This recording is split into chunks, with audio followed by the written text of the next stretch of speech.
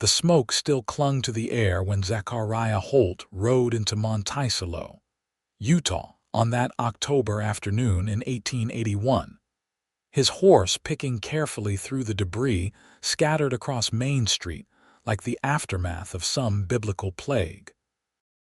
The charred skeleton of what had once been the town's only church stood at the far end of the street, its blackened timbers reaching toward heaven like the fingers of a corpse. And through the empty window frames, he could see a figure kneeling among the ruins, her silhouette backlit by the pale autumn sun. He had been riding for 3 days straight from his family's cattle ranch near Bluff, bringing news of a possible job for the circuit preacher. But it seemed God had other plans for Monticello and for the preacher who would never arrive to hear his message. Zachariah was 26 years old, tall and lean from years of hard ranch work, with dark hair that needed cutting and eyes the color of storm clouds over the La Salle Mountains. He had seen his share of trouble in his years, had lost his mother to fever when he was 16, and his father to drink 2 years after that, leaving him and his younger brother Samuel to run the ranch alone until Samuel married and moved to Colorado the previous spring. Since then, Zachariah had been drifting, taking jobs where he could find them, trying to outrun the loneliness that had settled into his bones like winter cold. He had been raised in the church, taught to pray before every meal and to fear God properly, but somewhere along the way he had lost the thread of it, had let his faith slip through his fingers like sand. He dismounted slowly, his joints stiff from the long ride, and tied his buckskin gelding to what remained of the hitching post near the burned building. Up close, he could see that the fire had been recent, maybe only a day or two past, because the smell of wet ash was still strong and some of the wood still held heat. The woman inside had not moved, had not acknowledged his presence, though he knew she must have heard his approach. She knelt on the scorched floorboards near where the altar would have stood, her hands clasped before her and her head bowed, wearing a simple gray dress that was streaked with soot and ash. Her hair was the color of honey in sunlight, falling in a thick braid down her back, and even from where he stood, Zachariah could see that she was young, probably not more than 22 or 23. He stepped carefully through what had been the doorway, his boots crunching on broken glass and charred wood. The roof was mostly gone, collapsed inward, though a few beams still clung stubbornly to the walls. Rows of burned pews lay toppled like dominoes, and the air tasted of destruction and loss. The woman's lips were moving in silent prayer, her eyes closed, and tears had carved clean tracks through the ash on her cheeks. Zachariah found himself drawn to her grief, to the pure intensity of her faith in the midst of such devastation. And without quite meaning to, he found himself walking toward her, picking his way through the rubble until he stood just a few feet away. Still she prayed, her voice now rising just above a whisper, and he could hear the words tumbling out in a desperate stream. She was praying for the town, for the families who had lost their homes in the fire that had swept through 2 nights before, for the children who were now sleeping in tents and wagons, for the men who had fought the blaze until their hands were blistered and bloody. She prayed for strength and for hope and for the wisdom to understand God's purpose in allowing such destruction. Her voice cracked with emotion but never faltered, and Zachariah felt something shift inside his chest, some long frozen part of himself beginning to thaw. He lowered himself to his knees beside her on the ruined floor, ignoring the ash that immediately coated his worn denim pants and the splinters that pressed into his skin. The woman's eyes opened briefly, just a flicker of startled green meeting his gray, and then she closed them again and continued her prayer. Zachariah bowed his own head and clasped his hands together, the gesture feeling both familiar and strange after so many months of neglect. He did not have her words or her certainty, but he added his silence to her supplication, his presence to her vigil, and together they knelt in the ruins while the afternoon sun slanted through the broken walls and painted everything in shades of gold and shadow. Time seemed to stop, or perhaps just to slow, measured only by the rhythm of her breathing and the whisper of wind through the destroyed building. She prayed for what felt like hours, though it could not have been more than 30 minutes, and Zachariah knelt beside her the entire time, his knees aching and his back starting to protest, but unwilling to leave her alone in her grief. When she finally fell silent, when the last words had been spoken and the last tears had fallen, she remained kneeling for a long moment more, her head still bowed, and then she drew in a deep shuddering breath and opened her eyes. "Thank you," she said softly, turning to look at him properly for the first time. Her face was lovely despite the ash and the tear tracks, with high cheekbones and a determined chin, and those remarkable green eyes that seemed to look straight through to his soul. "You did not have to do that." "Seemed like you could use the company," Zachariah replied, his voice rough from disuse. He had not spoken to anyone in 2 days of riding. "I am Zachariah Holt. I came with a message for your preacher, but I am guessing he is gone." "Reverend Matthews left 3 days ago to visit his sister in Blanding," the woman said, brushing at her cheeks with the back of her hand and leaving fresh smudges of ash. "He does not yet know what has happened here. I am Hannah Novak. My father owns the general store, or what is left of it." She rose to her feet with surprising grace, and Zachariah stood as well, towering over her by nearly a foot. She was smaller than he had realized, delicate-boned, but with a strength in her bearing that spoke of someone who had faced hardship before and survived it. He found himself wanting to know her story, wanting to understand what had brought her to this ruined church to pray alone among the ashes. "How bad was the fire?" he asked, following her as she picked her way toward the door, stepping carefully over fallen beams and debris. "Bad enough," Hannah said, her voice tight. "It started in the saloon, or so they say. Some cowboy knocked over a lantern in a fight, and the whole building went up like kindling. The wind was strong that night, blowing from the west, and it carried embers across to the mercantile and then to the boarding house. By the time anyone realized how bad it was getting, half the town was burning. We managed to save most of the homes on the east side, and the livery stable survived, but we lost the church and the school and 4 businesses on Main Street. They emerged into the fading daylight, and Zachariah could see now what he had missed in his initial survey of the town. Fully half of Monticello's buildings were damaged or destroyed, their walls blackened and their roofs collapsed, and clusters of people moved among the ruins like ghosts, picking through the wreckage for anything that might be salvaged. Children sat in the dirt looking lost and confused, and women stood in doorways with hollow eyes, and men gathered in small groups speaking in low, urgent voices about what came next. "Was anyone killed?"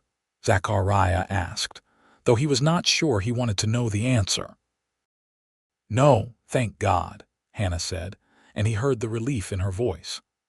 "Old Mr. Peterson was badly burned trying to save the store's account books, and little Mary Fletcher breathed in too much smoke and was unconscious for a while, but everyone survived. It could have been so much worse." She led him down what remained of Main Street, pointing out the damage as they walked. The general store that had been her father's pride and joy was a gutted shell, its front wall still standing, but everything behind it reduced to charred timber and melted glass. The boarding house where she lived with her father and younger sister was intact, but smoke damaged, its walls blackened and its windows broken. The saloon where the fire had started was completely gone, nothing remaining but the stone foundation and a twisted iron stove. "We have been sleeping in tents," Hannah continued, gesturing toward a makeshift camp that had been set up on the empty lot behind the church. Most of us, anyway. Those who still have homes are crowded together, taking in neighbors and friends. My father is talking about rebuilding, but we lost almost all our inventory in the fire, and without money to restock, I do not know how we can start over. There was exhaustion in every line of her body, a weariness that went deeper than just lack of sleep, and Zachariah felt an unexpected surge of protectiveness toward this woman he had only just met. She had been carrying too much weight for too long, he thought, bearing the burden of her family's troubles and her community's grief all on her own. "Your mother," he asked carefully. "Dead these 5 years," Hannah said without looking at him. "Fever took her one hard winter. It has been just Papa and Lily and me since then, and Papa has not been the same since Mama passed. He tries, but sometimes I think the heart went out of him when she died." They had reached the edge of the tent encampment, and Hannah stopped walking, turning to face him with something like defiance in her eyes. "You asked about our preacher," she said. "Were you looking for spiritual guidance, or did you have business with him?" "Business," Zachariah admitted. "My brother wrote from Colorado saying there was work for a circuit rider in these parts, someone to minister to the scattered ranches and settlements. I thought Reverend Matthews might know of opportunities, or might be willing to recommend me for the position." "You are a preacher?" Hannah asked, surprise evident in her voice. "Not exactly," Zachariah said, feeling suddenly foolish. "I was studying for it once, back when I was younger. My mother wanted one of her sons to enter the ministry, and I was the one who seemed best suited for it. But after she died and my father took to drinking, I had to leave school and come home to run the ranch. I still remember most of what I learned, and I can deliver a decent sermon when called upon, but I never finished my training or received ordination." Hannah studied him for a long moment, her green eyes thoughtful. "You knelt with me in that church," she said softly. "You did not know me, and you had no reason to stop, but you stayed and prayed with me until I was finished. That tells me more about your character than any certificate of ordination ever could." Before Zachariah could respond, a girl of perhaps 16 came running up to them, her face flushed, and her blonde braids flying behind her. She looked enough like Hannah to be obviously related, with the same delicate features and the same green eyes, though hers were bright with excitement rather than shadowed with grief. "Hannah, there you are," the girl said breathlessly. "Papa is looking for you. The marshal just rode in from Blanding, and he has news about the man who started the fire. They caught him trying to sell a stolen horse, and he confessed to everything. Papa wants you to come hear what the marshal has to say." "This is my sister Lily," Hannah said to Zachariah, and then to Lily. "This is Zachariah Holt. He just arrived in town today. Zachariah, would you like to come with us? You should meet some of the town's people if you are planning to stay for any length of time." Zachariah found himself agreeing, though he had not yet decided whether he would stay at all. He followed the two sisters through the camp, noting how people called out greetings to Hannah, how children ran to her for comfort and adults sought her advice on everything from where to set up tents to how to organize the distribution of donated supplies.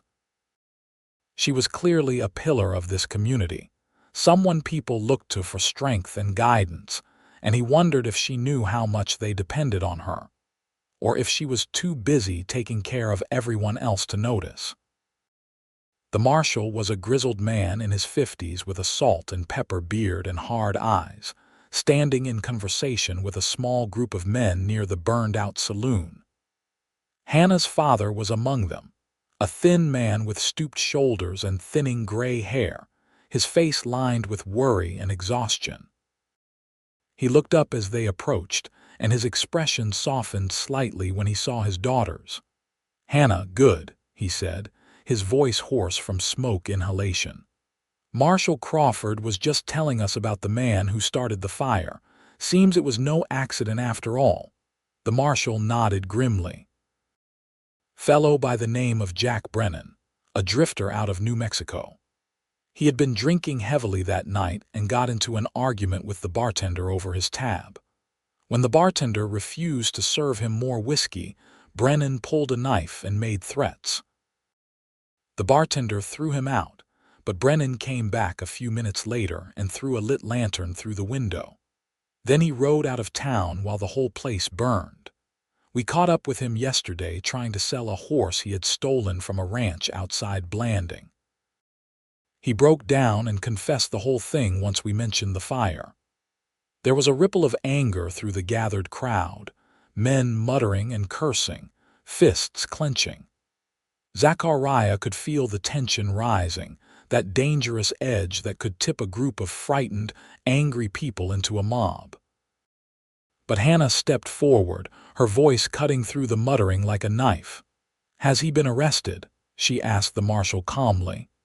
"He is in custody in Blanding," Marshal Crawford confirmed. "He will stand trial there in 2 weeks. The judge will likely give him 10 to 15 years for arson and theft, maybe more if he can tie him to other crimes. Justice will be served, I promise you that." "Then there is nothing more to be done here," Hannah said, addressing the crowd as much as the marshal.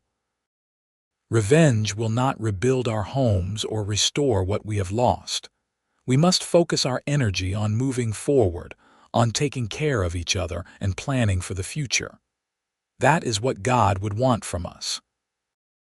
Her words seemed to deflate the anger in the air, replacing it with something more constructive, and Zachariah watched in admiration as she gently redirected the conversation toward practical matters of rebuilding and recovery. She had a natural authority about her, a quiet strength that made people want to listen and follow, and he found himself more drawn to her with each passing moment. When the crowd finally dispersed, Hannah's father turned to Zachariah with a weary smile. "I am Thomas Novak," he said, extending a hand. "Any friend of my daughter's is welcome here. Will you stay for supper? We do not have much, just stew and cornbread cooked over a campfire, but you are welcome to share what we have." Zachariah accepted gratefully, realizing that he had not eaten since breakfast, and that was many hours past. He helped the family set up for the meal, fetching water from the town well and gathering firewood from the pile that had been collected for the communal cooking fires. As he worked, he found himself stealing glances at Hannah, watching the way she moved through the camp with quiet efficiency. The way she paused to comfort a crying child or to help an elderly woman arrange her tent. Supper was a simple affair, eaten sitting on logs around the fire as darkness fell over the ruined town. The stew was thin but hot, and the cornbread was dense and filling, and after 3 days of eating jerky and hardtack on the trail, Zachariah thought it was the finest meal he had ever tasted. Thomas Novak was a quiet man, letting his daughters carry most of the conversation, but he listened intently as Zachariah told them about his ranch and his brother and his journey to Monticello. "So you are looking for work as a circuit preacher," Thomas said when Zachariah had finished his story.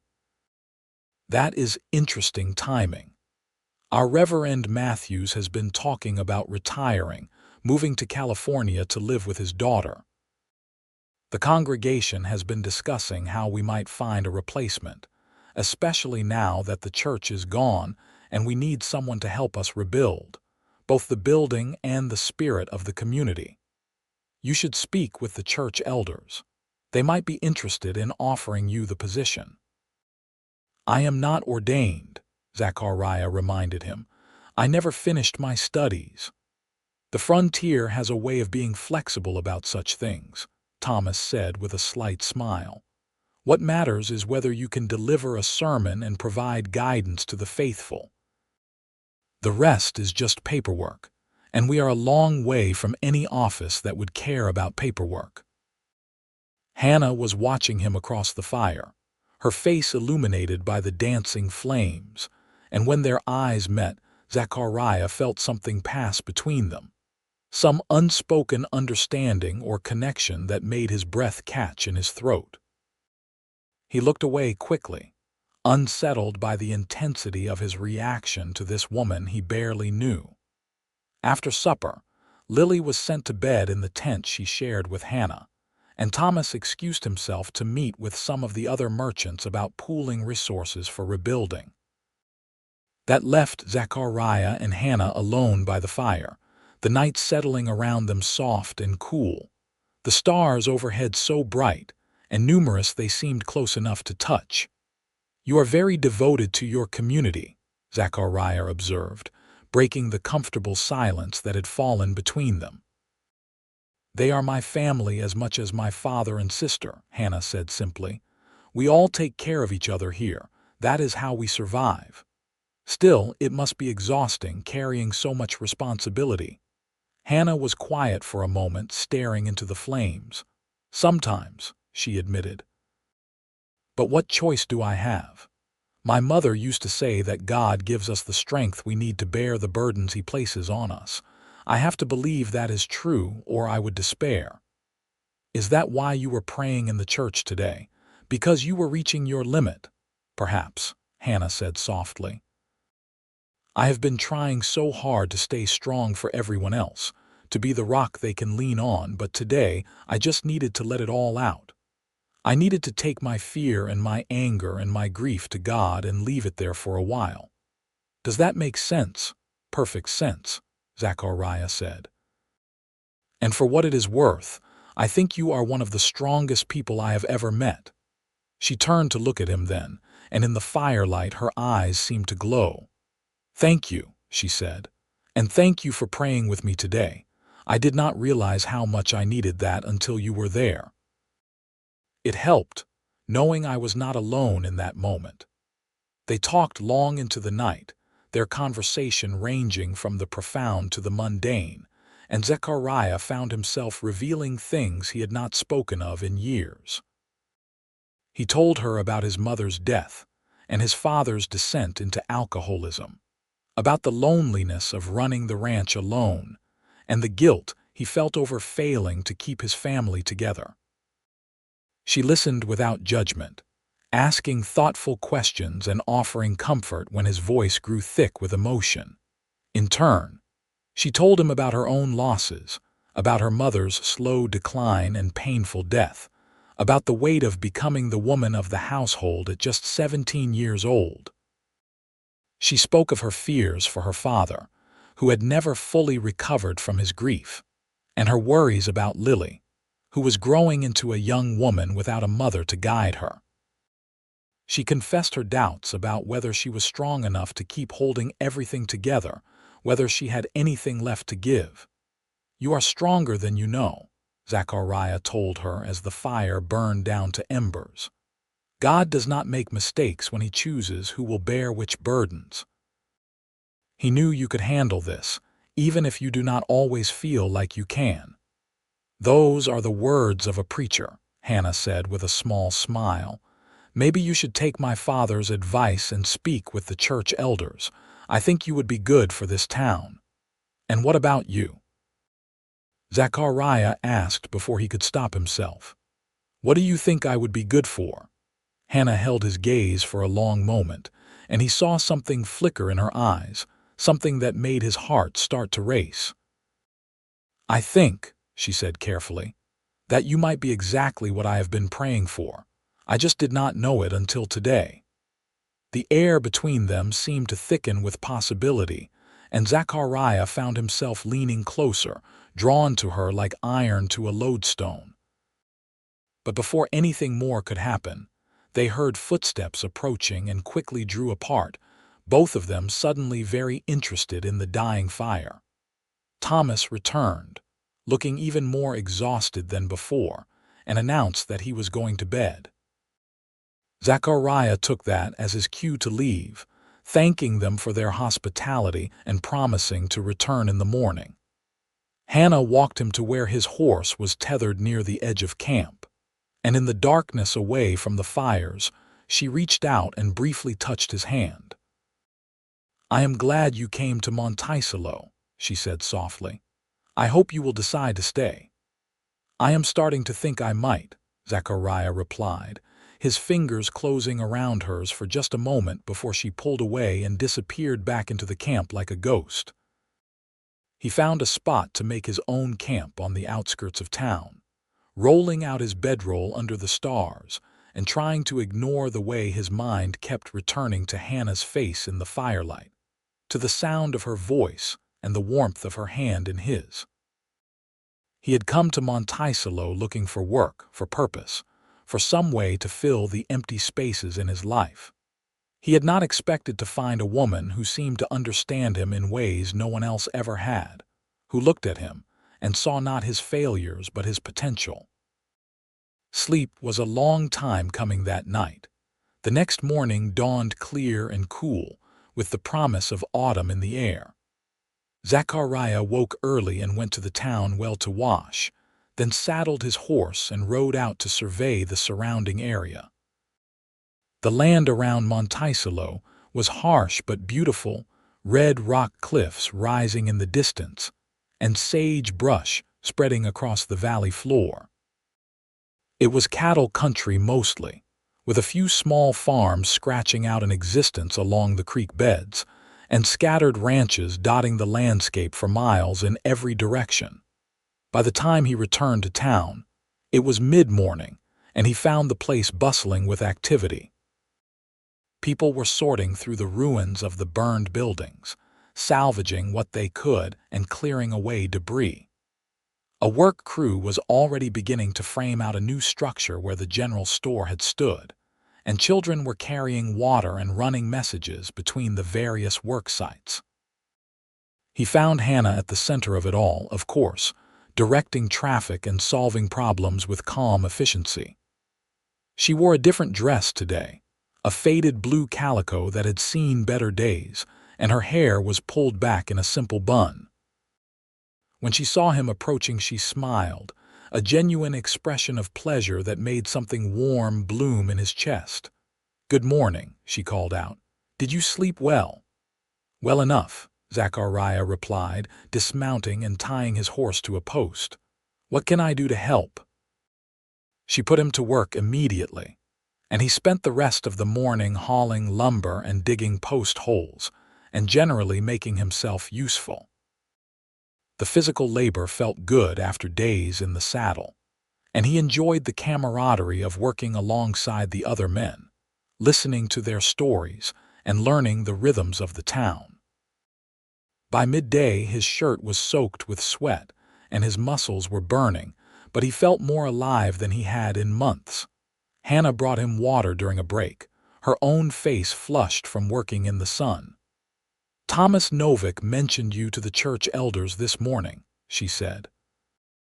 "They would like to meet with you this afternoon if you are available. They are gathering at the Hendersons' house at 2 o'clock.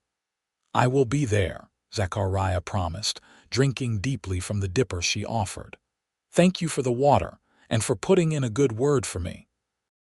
"I only told them the truth," Hannah said. "That you are a man of faith who is looking for a purpose. The rest they can judge for themselves." The meeting that afternoon was more formal than Zachariah had expected. The church elders consisted of 5 men and 3 women, ranging in age from 40 to 70, all of them longtime residents of Monticello with deep roots in the community. They questioned him extensively about his background, his education, his understanding of Scripture, and his reasons for wanting to serve as their preacher. He answered as honestly as he could, not trying to hide his lack of formal ordination or the years he had spent away from regular worship. "What this town needs right now," said Alina Henderson, a formidable woman in her 60s with sharp eyes and sharper questions, "is someone who can help us rebuild not just our church building, but our faith. Someone who can remind us why we believe, why we persevere, why we hold on to hope when everything around us has turned to ash. Can you be that person, Mr. Holt? Zachariah thought about Hannah kneeling in the ruins, about the desperate faith in her voice as she prayed, about the way the whole town seemed to look to her for strength even as she was breaking under the weight of it all. "I cannot promise I will always have the right answers," he said slowly. "I cannot promise I will never doubt or struggle. But I can promise I will always try my best to serve this community with humility and honesty. I can promise I will work as hard as any of you to rebuild what has been lost. And I can promise that I will never ask you to have faith in something I do not believe in myself." There was a long silence after he finished speaking, and then Elder Henderson nodded slowly. "That is about as honest an answer as I have ever heard from a preacher," she said. "I think you will do fine, Mr. Holt. The position is yours if you want it." The terms were simple. He would receive a small salary paid from the church collection, plus room and board provided by various families on a rotating basis. He would conduct services every Sunday in whatever space was available until the church could be rebuilt, would perform baptisms and marriages and funerals as needed, and would ride circuit to the outlying ranches and settlements at least once a month. It was not much, but it was more than enough for a man with simple needs and no family to support. "I accept," Zachariah said, and sealed his decision with handshakes all around. He found Hannah at the work site when he returned, and the look on her face when he told her the news was worth more than any salary the elders could have offered. "I am so glad," she said, her eyes shining. "This is right, Zachariah. I can feel it. You belong here." Over the following weeks, Zachariah threw himself into his new role with an enthusiasm that surprised even himself. He conducted his first service the Sunday after his arrival, preaching from the steps of the intact general store to a congregation that spilled out into the street. His sermon was simple and direct, focusing on the story of Job and the importance of maintaining faith through trials. And when he finished, there were tears on many faces and a sense of renewed purpose in the air. He spent his weekdays working alongside the other men to rebuild the town, wielding a hammer and saw with as much dedication as he wielded scripture. The new general store rose first, a sturdy structure of pine logs and rough-cut lumber, and Hannah Novak was able to reopen for business within 3 weeks of the fire. Money was still tight and inventory was limited, but it was a start, a sign that life could return to normal. Through it all, Zachariah found himself drawn more and more to Hannah.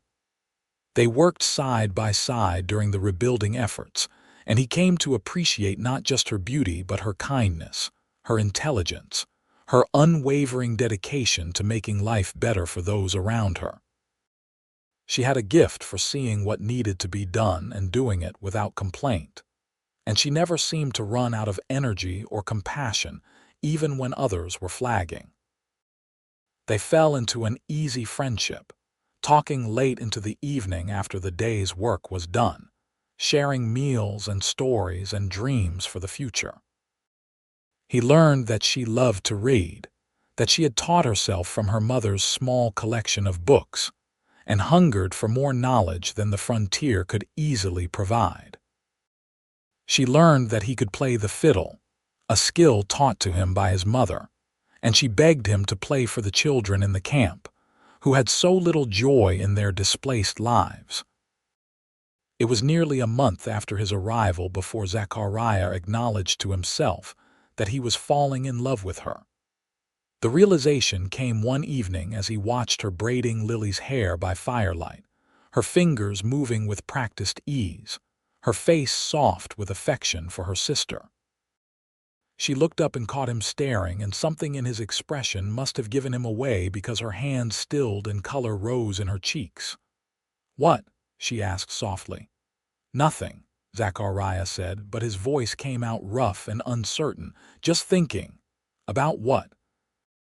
He could have lied, could have deflected, but Hannah had always been honest with him, and he owed her the same courtesy.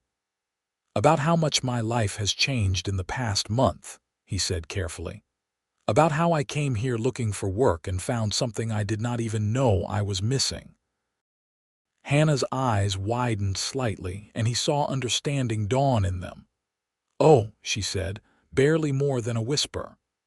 "I should probably not have said that," Zachariah continued, suddenly desperate to fill the silence. "It is too soon, and you have enough to worry about without me adding to your burden. Just forget I spoke." "No," Hannah said firmly, and Lily took the opportunity to slip away, recognizing the need for privacy even if neither adult had asked for it. "Do not take it back." "I have been feeling the same way, but I was afraid to say anything. I thought maybe I was imagining things, or that you only saw me as a friend."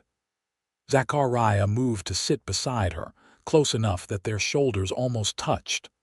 "I see you as much more than a friend," he said quietly. "I see you as the bravest, kindest, most remarkable woman I have ever known. I see you as someone I could spend the rest of my life getting to know and never run out of things to discover. But I also know that I am a poor preacher with no prospects beyond a tiny salary and a borrowed room, and you deserve someone who can give you more than that." "I do not want more than that," Hannah said, reaching out to take his hand. "I do not need wealth or status or anything beyond what you are. You see me, Zachariah, really see me, not just as Thomas Novik's daughter or the woman who takes care of everyone else, but as myself. Do you know how rare that is? Do you know how long I have waited for someone to look at me the way you do? How do I look at you?" Zachariah asked, his heart pounding so hard he was sure she must be able to hear it. "Like I am the answer to a prayer you did not know you were saying," Hannah replied. And then she was leaning in, and so was he, and their lips met in a kiss that was gentle and sweet and full of promise. When they finally pulled apart, both of them were smiling, and Zechariah felt as though the last missing piece of his life had finally clicked into place. "So, what happens now?" he asked. "Now we take it one day at a time," Hannah said sensibly. "We get to know each other better, we let this grow into whatever it is meant to become, and we trust that God will guide us in the right direction." "That sounds wise," Zachariah agreed. "I have my moments," Hannah said with a grin and kissed him again. Their courtship unfolded slowly over the late autumn and early winter months, proper and chaste as befitted a preacher and the daughter of a respected merchant. They were never alone for long, always chaperoned by Lily or Thomas or some other member of the community, but they found ways to be together nonetheless. Zachariah would walk Hannah home from church gatherings, and they would take the long way through town, talking about everything and nothing. She would bring him lunch at the construction site, and they would sit side by side on a stack of lumber, eating and laughing and stealing glances when they thought no one was watching. The town, of course, noticed everything. Monticello was too small for any secret to remain hidden for long, and the growing romance between their new preacher and Hannah Novak became a favorite topic of conversation. Most people approved heartily, seeing it as a natural match between two people who were devoted to the community. A few grumbled that it was unseemly for a preacher to be courting so soon after taking his position, but those voices were quickly drowned out by the majority who thought it was about time Hannah found someone worthy of her. Thomas Novak gave his blessing without hesitation when Zachariah formally asked permission to court his daughter. "I have been watching you two dance around each other for weeks," he said, with the first genuine smile Zachariah had seen on his face. "Hannah has not been this happy since before her mother died. You are good for her, and I believe she is good for you. You have my permission and my support." By December, the new church was beginning to take shape, rising from the ashes of the old one like a phoenix reborn. It was a simple structure, nothing fancy, but it was being built with love and care by people who understood its importance to their community. Zachariah spent every spare moment working on it, determined that they would have it finished by Christmas, even if he had to work through the night to make it happen. Hannah often worked beside him, holding boards steady while he nailed them into place, fetching tools and water, painting trim and sanding rough edges. They worked well together, anticipating each other's needs without having to speak, moving in a synchronized rhythm that felt natural and right. More than once, Zachariah found himself imagining a future where they did this every day, where they built a life together as surely as they were building this church. On Christmas Eve, they held the first service in the new building, even though it was not quite finished. The floor was still rough and the windows had no glass, just sheets of canvas tacked up to keep out the cold. But it did not matter. What mattered was that they were together in a place of worship, celebrating the birth of hope in the midst of their own rebirth as a community. Zachariah preached on the theme of new beginnings, about how God takes what is broken and makes it whole again, how he brings light out of darkness and life out of death. His words seemed to resonate deeply with the congregation, who had lived through their own dark night and were now seeing the dawn. When the service ended and they sang hymns together, their voices rising to the rafters of the new church, Hannah looked at him with such love and pride that Zachariah felt his throat tighten with emotion. After the service, when the last person had filed out into the cold December night, Hannah lingered behind. Zachariah was extinguishing the lanterns when he felt her hand on his arm, and he turned to find her standing close, her face illuminated by the single remaining light. "I love you," she said simply, no hesitation or doubt in her voice. "I know we have not been courting long and maybe it is too soon to say such things, but I do not want to wait any longer to tell you. I love you, Zachariah Holt, and I want to spend the rest of my life with you."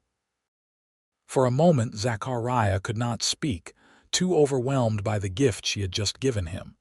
Then he found his voice, rough with emotion but steady. "I love you too, Hannah Novak. I have loved you since the moment I saw you praying in the ruins, though it took me a while to understand what I was feeling. You are the best thing that has ever happened to me, and if you will have me, I want to marry you." "Is that a proposal?" Hannah asked, her eyes sparkling with joy and mischief. "It is," Zachariah confirmed, dropping to one knee on the rough wooden floor. "Hannah Novak, will you do me the great honor of becoming my wife?" "Yes," Hannah said, pulling him to his feet and into her arms. "Yes, 1,000 times yes." They were married in March of 1882, on the first truly warm day of spring, in the church they had helped to build. Hannah wore her mother's wedding dress, carefully preserved and altered to fit her smaller frame, and carried wildflowers picked that morning from the meadows outside town. Zachariah wore his only suit, brushed and pressed until it looked almost new, and a string tie that Lily had given him as a wedding gift. The whole town turned out for the ceremony, cramming into the church until people were standing in the aisles and spilling out the doors. Thomas Novak walked his daughter down the aisle with tears streaming unashamedly down his face, and when he placed her hand in Zachariah's, he whispered, "Take care of her. She is my whole heart." "I will," Zachariah promised. "I swear it." Reverend Matthews, who had returned from Blanding for the occasion, performed the ceremony with warmth and humor, speaking about the blessing of finding love in unexpected places and the importance of building a marriage on a foundation of faith and friendship. When he pronounced them husband and wife and Zachariah kissed his bride, the church erupted in cheers and applause that could probably be heard all the way to Bluff. The reception was held in the new community hall, another building that had been constructed over the winter months, and featured food brought by every family in town. There was roasted venison and fried chicken, biscuits and cornbread, dried apple pie and molasses cookies, and more dishes than could fit on the long trestle tables. Someone produced a fiddle and a guitar, and soon there was dancing, with couples swirling across the floor in patterns as old as time. Zachariah danced with his new wife until his feet hurt and his lungs burned, and he did not care in the slightest. Hannah was radiant in his arms, her face glowing with happiness, and every time she laughed it felt like music. They danced until the sun set and the lanterns were lit, until the children fell asleep in their mother's arms and the older folks began to head home, until it was just the young people left, and the music had slowed to something soft and sweet. Finally, as midnight approached, Thomas took them aside and told them it was time to go. He had prepared a surprise for them, a small house on the edge of town that had been damaged in the fire but recently repaired and furnished. It was not much, just 3 rooms and a kitchen, but it was theirs, a place to start their life together. The house was perfect, Zachariah thought as he carried Hannah over the threshold. It had a bedroom with a real bed and clean linens, a sitting room with 2 chairs and a small table, and a kitchen with a proper stove and cupboards stocked with basic supplies. Someone had even left wildflowers in a jar on the table and a fire burning in the hearth, warming the space and making it feel welcoming. "It is wonderful," Hannah breathed, looking around with wide eyes. "Did you know about this?" "I had no idea," Zachariah admitted. "Your father must have been planning it for weeks." "He is a good man," Hannah said softly. "He loved my mother so much, and after she died I think he forgot how to be happy, but he has been different lately, lighter somehow. I think seeing us together has reminded him that love can survive even the hardest losses." They stood in front of the fire, holding each other close, and Zachariah marveled at how much his life had changed in the space of 6 months. He had come to Monticello lost and alone, searching for purpose, and he had found not just a calling but a home, not just a community but a family, not just work but love. "Are you happy?" he asked Hannah, needing to hear her say it. "I am happier than I ever imagined possible," she replied, tilting her face up to kiss him. "Thank you for finding me in that church, Zachariah. Thank you for staying." "Thank you for letting me," he said. And then there were no more words, just the 2 of them alone together for the first time, learning each other in the firelight, building the foundation of their marriage with tenderness and passion and joy. The first year of their marriage was not without its challenges. Money was tight, as it always was on the frontier, and Zachariah's salary from the church barely covered their basic needs. Hannah took in sewing and mending to supplement their income, and Zachariah picked up odd jobs whenever he could, building fences and breaking horses and doing whatever was needed. But they never went hungry, and they always had a roof over their heads, and most importantly, they had each other. Hannah proved to be an ideal preacher's wife, gracious and welcoming to everyone who came to their door seeking counsel or assistance. She organized women's prayer circles and helped care for the sick, taught Sunday school to the children, and coordinated charity efforts for families in need. Zachariah watched her pour herself into these activities with the same dedication she had shown during the rebuilding, and he tried to make sure she took time for herself as well, that she did not burn out from trying to be everything to everyone. They settled into a comfortable rhythm, their days structured around the needs of the community, but always making time for each other. They would sit together in the evenings after supper, Hannah reading or sewing while Zachariah prepared his sermons or studied scripture, content in their companionable silence. On Sundays, they would walk home from church together, often taking a detour through the countryside, enjoying the beauty of the red rock landscape and the precious time alone. By the autumn of 1882, Hannah had news that changed everything. She was pregnant, expecting their first child sometime in early spring. Zachariah was overjoyed and terrified in equal measure, suddenly acutely aware of all the ways frontier life could be dangerous for women and children. But Hannah was calm and confident, assuring him that women had been having babies since the dawn of time, and she saw no reason why she would be any different. Thomas was ecstatic when they told him, immediately beginning to plan for the arrival of his first grandchild. He started building a cradle in his workshop, carefully sanding and polishing every surface until it was smooth as silk. Lily could not stop talking about being an aunt and was constantly bringing over tiny clothes she had sewn or blankets she had knitted, determined to make sure her niece or nephew had everything needed.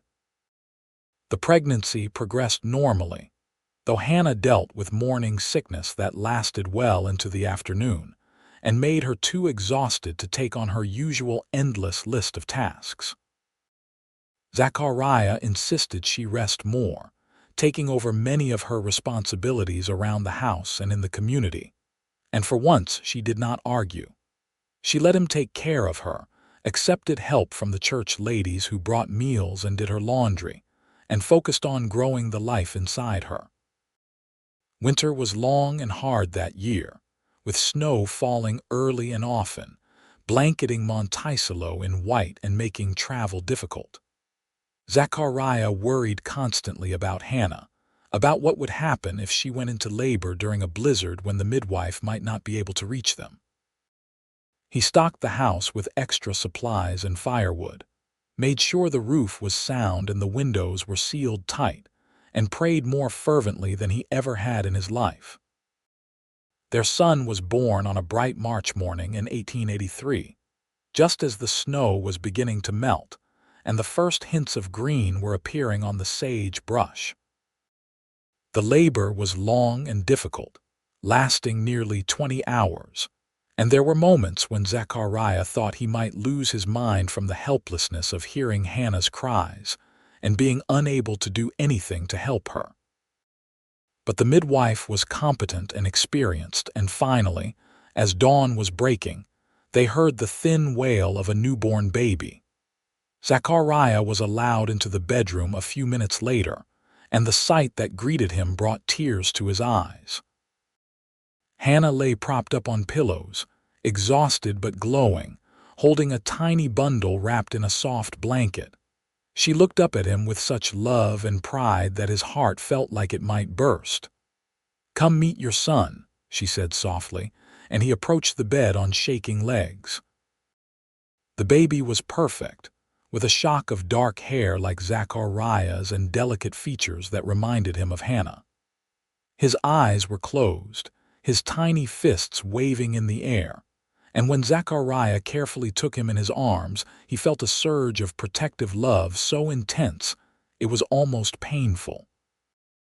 "He is beautiful," Zachariah whispered. "You are beautiful. Thank you, Hannah. Thank you for this gift." "What should we name him?" Hannah asked, watching them with a tender smile. They had discussed names endlessly over the past months but had never quite settled on one. Now, looking down at his son's face, Zachariah knew exactly what felt right. "What about Samuel?" he suggested. "After my brother, I know we have not heard from him in a while, but he would be honored to have his nephew named after him." "Samuel," Hannah repeated, testing the name. "Samuel Holt." "I like it. It is strong and good like his father." They sent word to Samuel in Colorado, along with letters to other family and friends scattered across the West, sharing the news of the birth. Samuel wrote back weeks later with hearty congratulations and a promise to visit as soon as his own ranch responsibilities allowed. Thomas came by every day to visit his grandson, and Lily was a constant presence, eager to help with anything Hannah needed. Being a father changed Zachariah in ways he had not anticipated.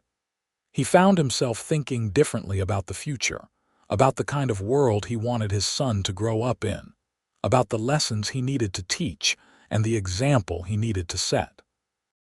His sermons took on new depth as he grappled with questions of legacy and responsibility, of how to raise a child to be strong and compassionate and faithful in a world that could be cruel and unforgiving. Hannah blossomed in her role as a mother, despite the exhaustion and the demands of caring for an infant. She nursed Samuel with patience and sang to him in a sweet, clear voice, taught him to smile and laugh and reach for the toys Lily crafted from scraps of fabric and wood. She made it look easy, though Zachariah knew it was anything but, and he fell in love with her all over again watching her with their son. The years began to pass, marked by the changing seasons and the slow, steady growth of their family.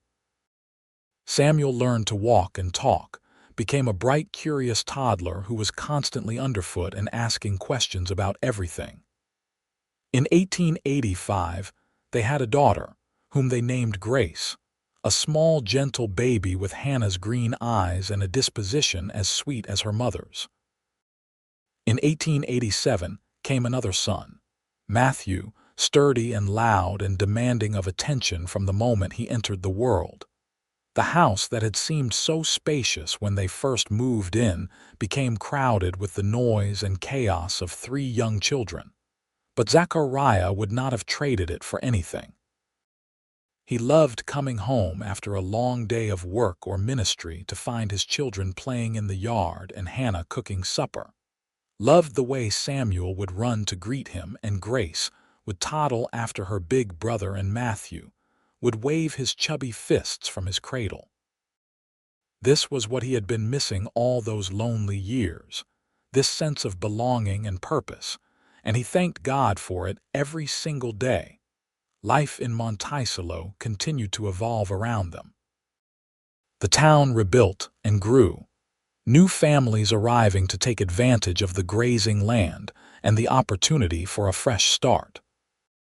The church expanded its building twice to accommodate the growing congregation, and Zachariah found himself busier than ever with pastoral duties and community responsibilities.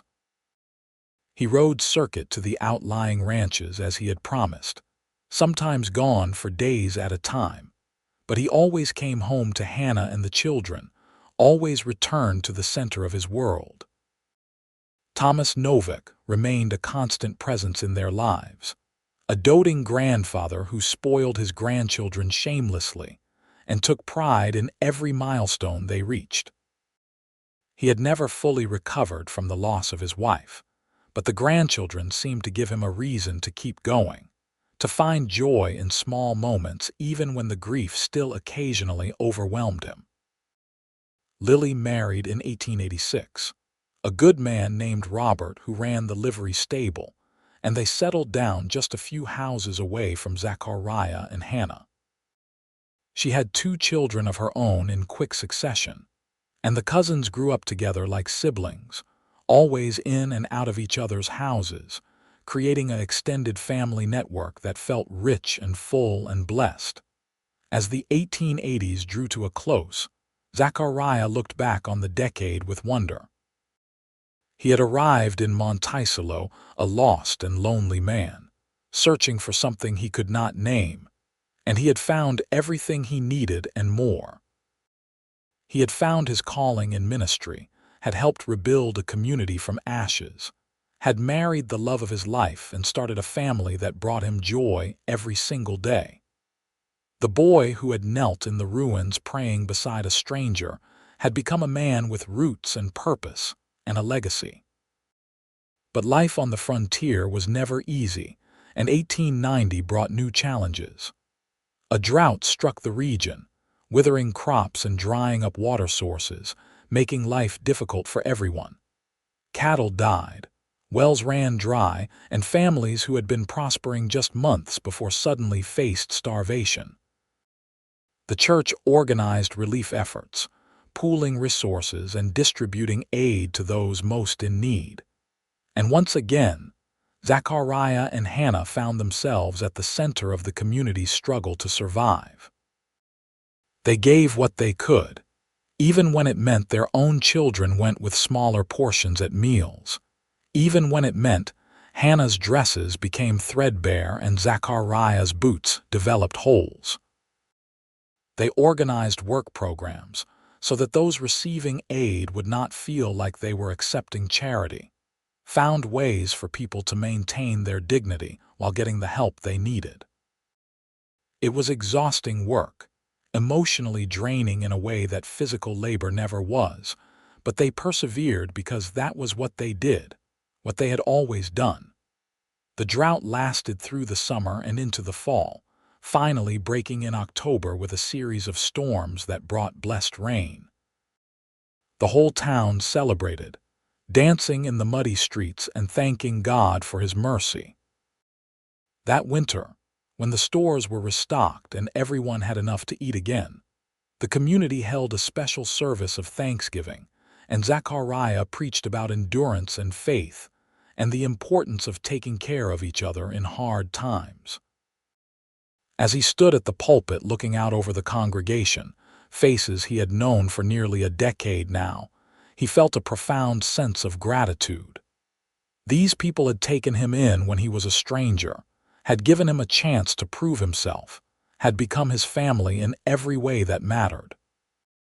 And beside him always, supporting him through everything, was Hannah, his wife and partner and the great love of his life. They had weathered storms together, literal and metaphorical, and had come through stronger for it. They had built a life from nothing, had raised children who were healthy and happy, had made a difference in their corner of the world. It was not the life Zachariah would have predicted for himself back when he was a young man studying to be a preacher, but it was better than anything he could have imagined. In 1892, when Samuel was 9 years old, he asked his father to teach him to pray. Not the simple bedtime prayers Hannah had taught him as a toddler, but real prayer, the kind that came from the heart and connected you to something larger than yourself. Zachariah took him to the church early one Sunday morning, just the two of them, and they knelt together on the worn wooden floor. Prayer is not about having the right words, Zachariah told his son. It is about opening your heart to God and trusting that He hears you, even when you do not know what to say. It is about being honest about your fears and your hopes, about asking for help when you need it and giving thanks when things go well. "Is that what you were doing when you met Mama?" Samuel asked, curious as always. "Were you praying?" "Not exactly," Zachariah admitted, "but I was trying to." "Your mother was praying, though, and she invited me to join her. That was one of the most important moments of my life, kneeling beside her in the ruins of the old church. It taught me that we are never truly alone when we pray, that God sends us companions for the journey." "Will God send me a companion someday?" Samuel asked. "I am sure He will," Zachariah said, ruffling his son's dark hair. "When the time is right, you will find someone who compliments you the way your mother compliments me, but first you have a lot of growing up to do." They prayed together then, father and son, their voices mingling in the empty church. Zachariah prayed for guidance as a father, for wisdom to teach his children the things they needed to know, for strength to be the kind of man they could look up to. Samuel prayed with the simple earnestness of childhood, asking God to bless his family and help him be brave and protect his little brother and sister. And Zachariah felt his heart swell with love and pride, knowing that whatever else he accomplished in his life, raising this boy to be good and faithful and kind would be his greatest achievement. The years continued to roll forward, bringing both joys and sorrows. Thomas Novak passed away peacefully in his sleep in 1894, and they buried him next to his beloved wife in the church cemetery. Hannah grieved deeply for her father, but she took comfort in knowing that he was finally reunited with the love of his life, that his long years of lonely mourning were finally over. Samuel and Grace and Matthew placed wildflowers on their grandfather's grave every Sunday after church, remembering the man who had loved them so well. More children followed. Jonathan in 1893, and then twin daughters, Elizabeth and Catherine, in 1896. The little house on the edge of town became impossibly crowded, but they made it work through sheer determination and creative use of space. The older children shared bedrooms and helped care for the younger ones, learning responsibility and patience and the art of compromise. There was never enough money and never enough time, but there was always enough love. Hannah approached her 40s with grace and humor, accepting the silver threads appearing in her honey-colored hair and the laugh lines around her eyes as badges of a life well lived. She was as beautiful to Zachariah at 40 as she had been at 22. Perhaps more so, because now her beauty came not just from her features, but from everything she had lived through and overcome. She was the strength of their family, the heart of their home, and he told her so at every opportunity. By the turn of the century, Monticello had become a thriving town with schools and shops and a proper hotel for travelers. The wild frontier of Zachariah's youth was giving way to something more civilized, though it retained its rugged character and independent spirit. Samuel was 17 now, a young man preparing to start his own life, and Grace was 15, beginning to notice the local boys, though she tried to hide it from her overprotective father. The other children ranged down from there, a staircase of ages and personalities that kept the household lively. Zachariah marked his 50th birthday in 1905, and the church threw him a celebration that brought tears to his eyes. People came from all over the region, families he had married and baptized, children he had taught and counseled, folks whose lives he had touched in ways large and small over the past 24 years. They shared stories and laughter, sang hymns and offered prayers, and when it was over, Zachariah felt humbled and grateful beyond words. "You have done good work here," Hannah told him that night as they lay in bed, her head resting on his shoulder. "You have made a difference in so many lives." "I hope you know that." "We have made a difference," Zachariah corrected gently. "Everything I have accomplished I have done because you were beside me. You are my partner in all things, Hannah. I could not have done any of this without you." "We make a good team," Hannah agreed and kissed him softly. They talked late into the night, reminiscing about their years together, laughing over the challenges they had faced and the obstacles they had overcome. They talked about their children, marveling at how quickly they had grown, discussing plans and hopes for their futures. They talked about the future that stretched before them, the years of ministry still to come, the grandchildren they hoped to welcome, the quiet retirement they might someday enjoy. "You ever regret it?" Hannah asked suddenly. "The path your life took? You were supposed to be a circuit preacher traveling all over. Instead, you settled in one small town and stayed put for decades. Do you ever wonder what might have been?" "Never," Zachariah said firmly. "This is exactly where I was meant to be. God led me to Monticello, led me to you, and everything else followed from that. I would not change a single thing. Not even the hungry years or the drought or the times when we barely had 2 coins to rub together. Not even those," Zachariah confirmed. "Because they taught us to depend on each other and on God, because they showed us what we were capable of surviving. Hard times do not diminish a life, Hannah. They deepen it." She was quiet for a moment, and then she said softly, "I love you, Zachariah Holt. I have loved you for 23 years, and I will love you for 23 more and beyond that. You are the best thing that ever happened to me." "And you are mine," Zachariah replied, holding her close. "Always and forever."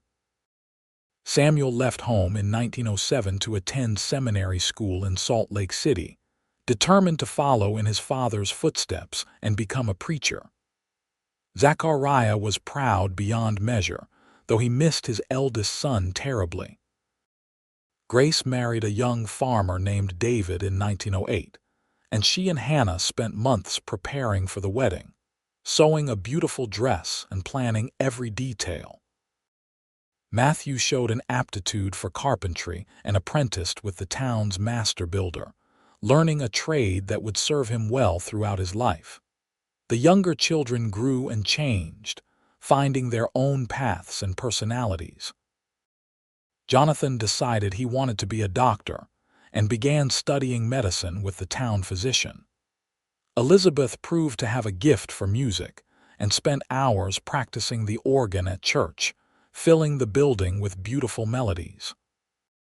Catherine loved animals and talked constantly about starting a ranch someday where she could raise horses and cattle. Through all of this, Zachariah continued his ministry, though he began to slow down as he entered his 60s. The long circuit rides became harder on his aging body, and he trained younger men to take over some of those responsibilities. But he never stopped preaching on Sundays, never stopped being available to counsel those who needed guidance, never stopped being the spiritual leader his community had come to depend on. Hannah aged more gracefully than he did, or at least that was how it seemed to Zachariah. She remained active and engaged, helping with the grandchildren who began arriving as their older children started families of their own. Samuel and his wife brought them a grandson in 1910. Grace had twin boys in 1911, and soon there was a whole new generation of Holts running around Monticello, filling the church with noise and laughter and life. In the summer of 1918, as the world beyond their small corner of Utah was consumed by war and pandemic, Zachariah and Hannah celebrated their 36th wedding anniversary. They took a walk out to the old church site, now just an empty lot where wildflowers grew and children played, and stood together looking at the place where their story had begun. "You remember the first time we met?" Hannah asked, though of course he did. They both did. That moment was seared into their memories as clearly as if it had happened yesterday, instead of nearly 4 decades ago. "You were praying," Zachariah said, "kneeling in the ruins, pouring your heart out to God. I had never seen anything more beautiful or more heartbreaking." "And you sat down beside me and prayed with me," Hannah continued. "You did not know me, but you joined your faith to mine, and somehow that made all the difference. I felt less alone after that. I felt like maybe everything would be okay." "Was it?" Zachariah asked, even though he knew the answer. "Did everything turn out okay?" "Better than okay," Hannah said, taking his weathered hand in hers. "Everything turned out perfect. We built a life together, raised children who make us proud, served a community we love. What more could anyone ask for?" "Nothing," Zachariah agreed. "Nothing at all." They stood there for a long time, holding hands in the late afternoon sun, remembering the young people they had been and marveling at all they had become. The burned church was long gone, replaced by a newer, grander building that served a larger congregation. The frightened, grieving woman who had knelt in the ashes was now a grandmother many times over, a pillar of the community whose wisdom and kindness touched everyone she met. The lost, lonely cowboy who had stopped to pray with a stranger was now a respected minister, whose influence had shaped an entire generation. But in that moment, standing on the spot where their journey had begun, they were just Zachariah and Hannah again, two people who had found each other against all odds and built something beautiful from that chance encounter. As they walked back toward town, toward the home they had made and the family waiting for them there, Zachariah sent up a silent prayer of thanksgiving. He thanked God for bringing him to Monticello, all those years ago, for leading him to the burned church at exactly the right moment, for giving him the wisdom to stop and kneel beside a praying woman instead of riding on by. He thanked God for Hannah, for her strength and her love and her unwavering faith. He thanked God for their children and grandchildren, for the community that had embraced them, for every blessing large and small that had filled their years together. And most of all, he thanked God for the power of prayer, for the way it could connect two strangers and transform their lives forever. Because that was what had happened, really, on that October afternoon in 1881. Two people had knelt together in prayer, and in doing so had opened themselves to a future they could never have predicted, a love they had not known they were seeking, a partnership that would sustain them through everything life threw their way. The years continued to pass, as years always do. Zachariah and Hannah grew old together, their hair turning white and their steps slowing, but their love never diminishing. They saw their children establish their own families and careers, watched their grandchildren grow up strong and healthy, even began to meet a few great-grandchildren before the end. The church remained the center of their lives, though eventually Zachariah had to retire from active ministry and pass the pulpit to his son Samuel, who had returned to Monticello to take over his father's work. In the spring of 1925, as they approached their 43rd wedding anniversary, Hannah fell ill with pneumonia. Zachariah sat by her bedside day and night, holding her hand and praying as fervently as he ever had, begging God to spare her, to give them just a little more time. But on a quiet evening in late April, with the whole family gathered around her bed, Hannah slipped peacefully away, her hand in Zachariah's and a smile on her face. The grief was overwhelming, a physical pain in Zachariah's chest that made it hard to breathe. He had known this day would come eventually, but knowing and experiencing were two very different things. His Hannah, his partner, his great love was gone, and the world felt diminished without her in it. But even in his grief, Zachariah found comfort in their story, in everything they had shared and built together. Hannah had given him 43 years of love and companionship, had blessed him with children and grandchildren beyond counting, had shown him what it meant to live a life of faith and service. She had been the answer to prayers he had not known how to pray, and though she was gone from this world, he knew with absolute certainty that their story was not over, that they would be reunited someday in a place where there was no more pain or sorrow or loss. They buried Hannah in the church cemetery next to her parents, and it seemed like the entire town turned out for the funeral. Samuel delivered a beautiful eulogy, speaking of his mother's kindness and strength, her dedication to family and community, her unwavering faith. Grace read from Proverbs, the passage about the virtuous woman whose price was far above rubies. And Zachariah, though his voice shook and tears streamed down his face, stood before the congregation and told them about the first time he met Hannah, about finding her praying in the burned church and kneeling beside her until she was done. "She taught me what real faith looked like," he said. "Not the easy belief that comes when everything is going well, but the hard-won faith that persists even when the world is burning down around you. She taught me that we are never alone when we turn to God, that He sends us companions for the journey if we are willing to accept them.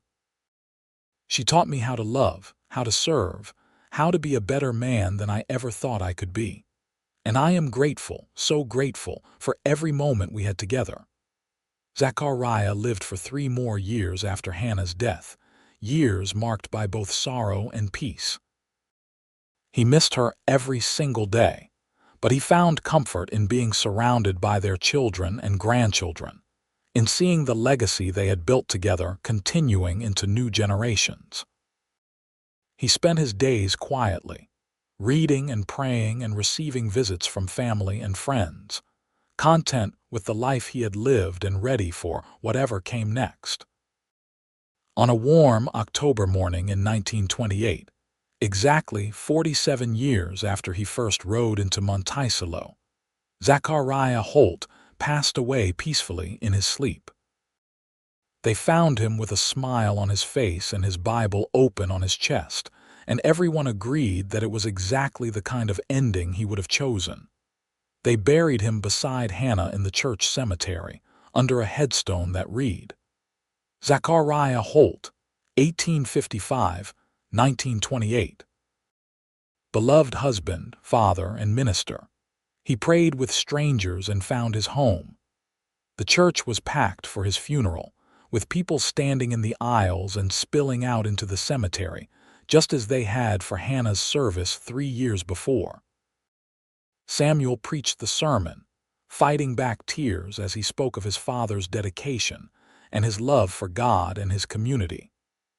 The grandchildren shared memories of their grandfather, of his patience and his wisdom and his terrible jokes that always made them laugh anyway. And when the service was over and they lowered his casket into the ground next to Hannah's, the entire congregation sang his favorite hymn, their voices rising to the clear autumn sky in a chorus of faith and hope and love. In the years that followed, the story of Zachariah and Hannah became part of Monticello's history, passed down from generation to generation like a precious heirloom. People told their children and grandchildren about the cowboy who found a woman praying in a burned church and knelt beside her, about how that simple act of compassion and faith had changed both their lives forever. They spoke of the love that grew from that moment, the family that sprang from it, the ministry that shaped their community for decades. The church they had helped to build still stood, though it was renovated and expanded over the years. A plaque was placed near the entrance, commemorating Zachariah and Hannah's contributions and telling their story in brief. And sometimes, on quiet Sunday mornings when the light slanted through the windows just right, people swore they could feel the presence of those two faithful souls, still praying together even after death had parted them, their spirits forever intertwined in the place where their love had begun. Their children all lived long, productive lives, raising families of their own and serving their communities with the same dedication their parents had modeled. Samuel became a respected minister like his father, serving churches throughout Utah and Colorado. Grace raised a large family on her husband's farm, teaching her children the values of hard work and faith. Matthew's carpentry skills helped build half the houses in Monticello, and his craftsmanship was admired for generations. The younger children found their own paths to success and fulfillment, each carrying forward the legacy of faith and service their parents had instilled in them. The grandchildren and great-grandchildren spread across the West and beyond, but many of them returned to Monticello for visits, making pilgrimages to the cemetery to pay their respects to the couple who had started it all. They would stand before the twin headstones, reading the inscriptions and trying to imagine their ancestors as young people falling in love amid the ruins of a burned town. They would marvel at the strength it must have taken to build a life from nothing, the faith required to keep believing when everything seemed lost, the love that sustained two people through 4 decades of marriage and all the joys and sorrows that entailed. And sometimes, inspired by the story of their ancestors, these descendants would kneel right there in the cemetery and pray, adding their own voices to the generations of prayers that had come before, trusting that somewhere beyond this world, Zachariah and Hannah were still together, still praying, still watching over the family and community they had loved so well. The town of Monticello continued to grow and change with the times. The rough frontier settlement of 1881 gave way to a modern community with paved roads and electricity, and all the conveniences of the 20th century. But the church remained at its heart, and the values that Zachariah and Hannah had championed, faith and community and service to others, continued to guide the people who lived there. Decades turned into a century, and still the story persisted. Historians documented it, preserving letters and photographs and first-hand accounts for future generations. Local authors wrote books about the couple who had met in a burned church and built a dynasty of faith. Schools taught their story as an example of frontier resilience and the power of love to overcome adversity.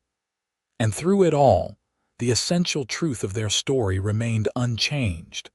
Two people had met by chance, or perhaps by divine providence, in the ruins of a burned church. One was praying, and the other chose to pray with her, to offer the comfort of his presence and the strength of his faith. From that simple act of compassion, from that willingness to kneel beside a stranger in her moment of need, had come a love story for the ages, a partnership that had blessed everyone it touched, a legacy that would endure long after both of them had passed from this world into the next. That was the miracle, really. Not the rebuilding of the town or the success of the ministry or even the large and thriving family they produced. The real miracle was that, in a moment of darkness and destruction, two people had chosen faith over despair, connection over isolation, love over loneliness.